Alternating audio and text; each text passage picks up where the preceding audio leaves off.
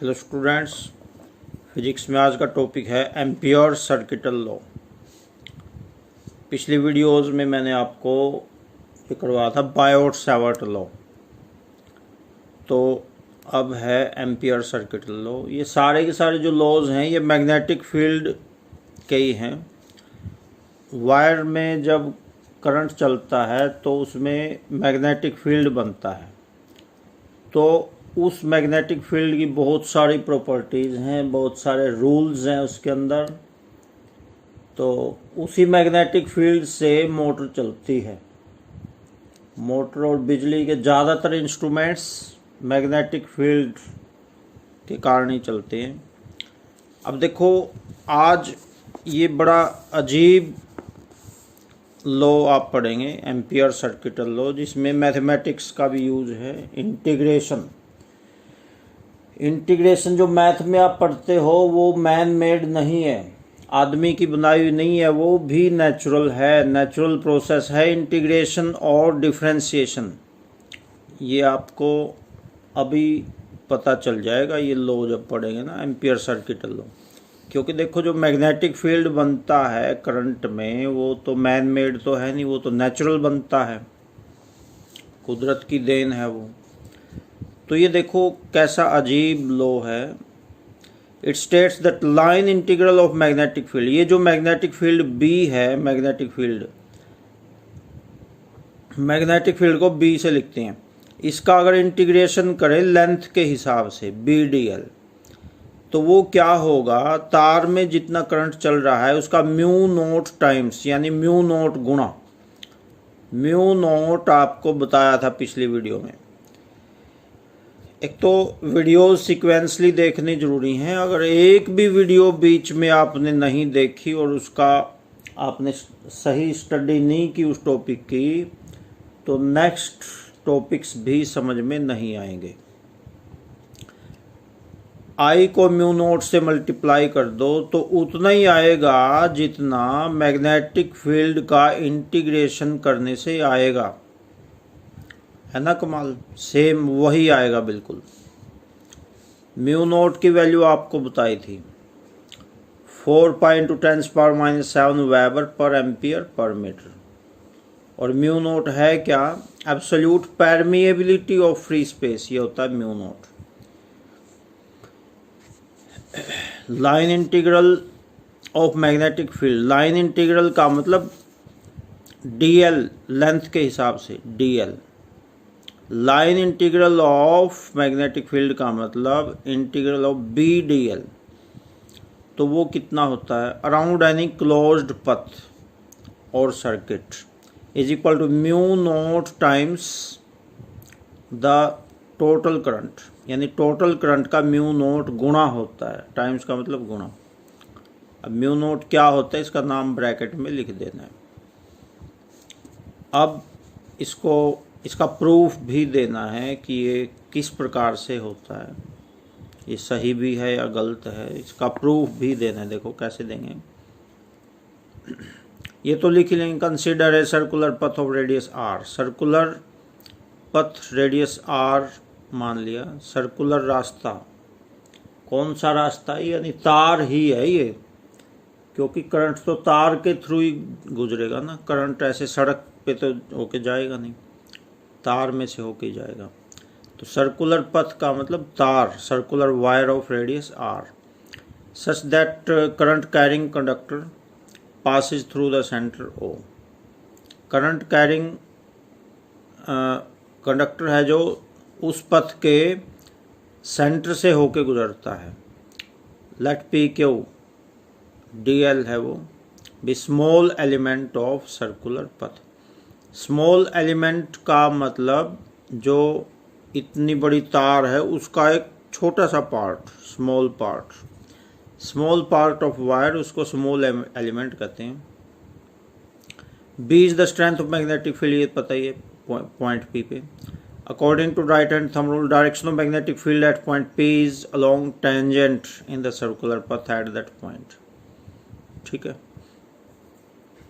यहाँ तक eight that point इतना कर लो, यहाँ से यहाँ से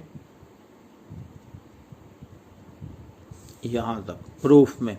उसके बाद आगे देखिए, उसके बाद ये है तो b D l vector b vector d l is equal to b D l cos 0। अब देखो बी और डी एल के बीच में एंगल 0 डिग्री बनेगा, ये चलेगा इसमें, ये वाला डायग्राम याद करना है। ये तो बी की डायरेक्शन है, ये डी एल की है। स्टार्टिंग में देखो दोनों के बीच में एंगल नहीं है, कोई 0 डिग्री एंगल है टेंजेंट पे। जो मैग्नेटिक फील्ड है वो इसके टेंजेंट के हिसाब, स्पर्श रेखा के हिसाब से चलेगा ऐसे। तो शुरू में 0 डिग्री का एंगल है और cos 0 लग जाएगा। cos 0 की वैल्यू 1 होती है, तो ये बी डी एल रह जाएगा अकेला। अभी cos 0 कहाँ से आए देखो, ये बात याद रखनी है। अगर वेक्टर फॉर्म में लिखते हैं तो एंगल नहीं लिखना, और अगर एंगल लिखना है तो फिर वेक्टर नहीं लिखना, ये बात याद रखनी है। दोनों में से एक आएगा। अगर वेक्टर को खोना है तो एंगल लिख दो cos 0, और अगर एंगल नहीं लिखा है तो फिर वेक्टर लिखना जरूरी है, बी डी एल। वेक्टर खो दिया तो cos 0 आ गया, cos लिख दिया। वेक्टर खोना है तो एंगल आएगा, कितने डिग्री का एंगल है, 0 डिग्री का। cos 0 1 होता है, तो 1 से मल्टीप्लाई करो, लिखना नहीं लिखना कोई ज़रूरी नहीं है। तो बी डी एल अकेला रह गया।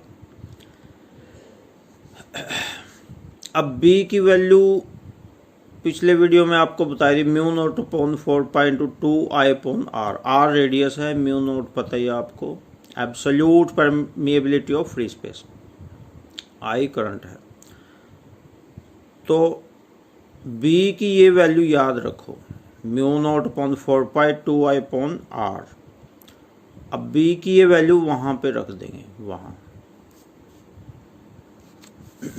तो आगे देखो, b की वैल्यू ये रख दी, डी एल यूँ का यूँ। अब आपको पता है इंटीग्रेशन में जो कांस्टेंट है उनका इंटीग्रेशन नहीं होता, ये बाहर आ जाएंगे। Mu naught upon 4 pi 2 I upon R, ये बाहर आ गया और डी एल अंदर ही रहेगा। अब डी एल का इंटीग्रेशन आपको बताया हुआ एल, डी एल का इंटीग्रेशन जैसे डी एक्स का इंटीग्रेशन एक्स होता है। इंटीग्रेशन मैथ में आपने कर लिया होगा, नहीं किया है तो कम से कम अभी इतना याद रख लो कि डी एक्स का इंटीग्रेशन एक्स होता है। ये शुरुआत का ही फॉर्मूला है, ये बिल्कुल इंटीग्रेशन जब पढ़ेंगे तो शुरुआत में ही आता है ये formula, integration of D X is equal to X. उसी प्रकार से डी एल का इंटीग्रेशन एल बन गया और एल आ गया। एल लेंथ ऑफ सर्कल है और इसका फॉर्मूला 2 पाई आर आपको पता होना चाहिए। लेंथ ऑफ सर्कल यानी सर्कमफ्रेंस ऑफ सर्कल का फॉर्मूला होता है 2 पाई आर। तो ये वैल्यू वहाँ रख देंगे। डी एल का इंटीग्रेशन एल आ गया और एल की जगह लिख दिया 2 पाई आर। ये यूँ का mu naught upon 4 pi 2 I upon R, और डी एल का इंटीग्रेशन की जगह एल और एल की वैल्यू 2 पाई आर। अब आर से आर कट जाएगा, ठीक है। तो बी डी एल हो गया, आर से आर कट गया और 2 2 जा 4, 4 से 4 कट गया, पाई से पाई कट गया, तो सिर्फ ये बचा म्यू नोट आई। बाकी सारे मर गए, सिर्फ म्यू नोट और आई जिंदा हैं। तो vector b D l is equal to mu naught i, और यही तो एम्पियर सर्किटल लॉ अभी बताया था आपको, ये प्रूव हो चुका है। It proves ampere circuital law. इस प्रकार मुश्किल नहीं है, बिल्कुल आसान है, ज़्यादा इसको सीरियसली नहीं लेना, बिल्कुल मुश्किल नहीं है। बी एक बार और देखो, बी की जगह ये वैल्यू रख दी उसकी और डी एल होगा। डी एल का इंटीग्रेशन एल होता है और ये कांस्टेंट है, ये इंटीग्रेशन से बाहर आ गए सारे, mu naught upon 4 pi 2 I upon R, ये कांस्टेंट है, सारे बाहर आ गए, अंदर डी एल बचा। डी एल का इंटीग्रेशन एल और एल की वैल्यू 2 पाई आर, कट के ही आंसर आ गया।